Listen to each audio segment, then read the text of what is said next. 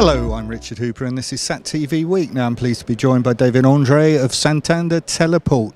David, thank you for joining me. Now, teleports, how has the role changed with the latest developments in LEO constellations? Well, I think LEO constellations not quite here yet, but what is bringing to teleport operators, I think, is probably new opportunities to bring a new kind of customer that didn't exist before, at least in the broadband community of satellite communications, and offer. These guys are going to need a lot of ground stations all over the world to be able to, feed all those satellites that are going to be launching. So, hosting, they will need to create hosting agreements with teleport operators if they want to have their, the ground stations they gateway in a secure location. So that's a new opportunity that is bringing to the traditional teleport operators. Now, are there going to have to be some changes to the technology that teleports introduced for the LEO constellations? Well, I think the technology, in the sense of the technology that runs behind the hubs, let's say, around these constellations, all the cloud environment, that's probably something that is going to be decided and run by the satellite operators themselves, because they can't. It's very difficult to outsource that to individual teleport operators. However, what we're seeing is that the new generation of satellites, and this is not just for LEO, but the new generation high-throughput satellites, for example, they require a bigger piece of land to host their antennas, because they're going to be looking in the sky at different positions, so they need a lot of free space around, a lot more power, a lot of power density for both the antennas and the data centers, and also terrestrial backbones, where currently we're talking about gigahertz. Maybe there's going to be a different order of magnitude, maybe 10 or even 100 gigabits going into the teleport to feed those big gateways. But the traditional role of the teleport has changed, hasn't it? Managed services, high-speed fibre, so on. It is evolving all the time, isn't it? Well, I think traditional teleport operators, several years ago, many of them decided, I'm talking generally about teleport operators, not absolutely everyone, we're slightly different than this, but for teleport operators, the majority of them started to become more and more VSAT service providers or even broadcast service providers, or maybe both even. So now many of these companies are more a service provider with a teleport in ownership than actually a teleport offering pure hosting services. Nowadays, it's for the smaller companies that took those decisions. For some of them are doing great, and some of them they're starting to struggle a bit more because of the big consolidation that has been in the marketplace, decline of capacity pricing, verticalization of satellite operators, the big consolidation of the service providers, where now, in the last few years we have seen some really big major global service providers, and it's very difficult to compete if you're a smaller player with some of these. So I'm talking about, Speedcast, Marlin, and Global Eagle Entertainment, and you can name 2 or 3 more.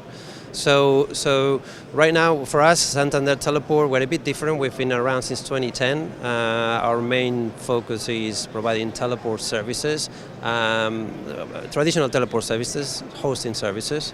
But we also do VSAT service provision. As VSAT service provider, we operate for very specific niche markets where we think that we can be more competitive and we can add some value that other companies cannot do. So we've been trying to keep in that position at the moment.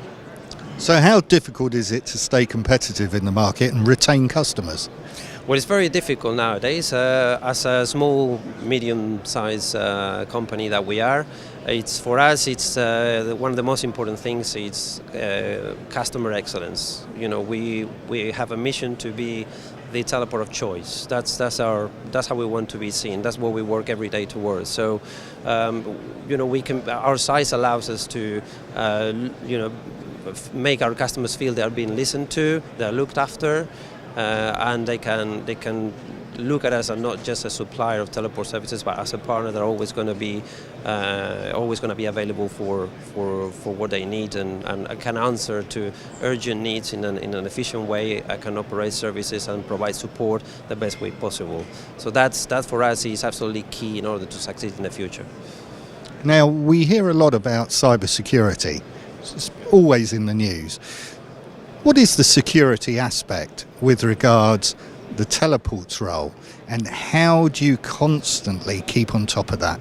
Yeah, sure. So cybersecurity is obviously now a very important thing. We have seen the devastating effects in some even major corporations. So we have to bear that in mind. There's no question about that. I think there are two aspects. One of them is securing your corporate network, making sure that you have that as safe as possible, but also your operation, the network where your customers actually run their data through our satellites, our gateways, etc.